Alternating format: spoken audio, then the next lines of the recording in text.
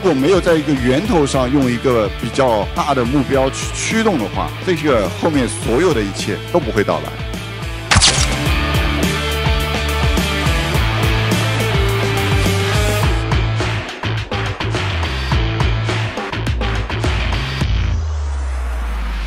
Hello， 观众我来了。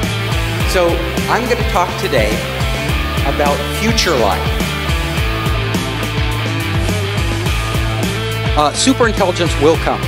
After AI takes our jobs, what we will do is we will play. Work will be play.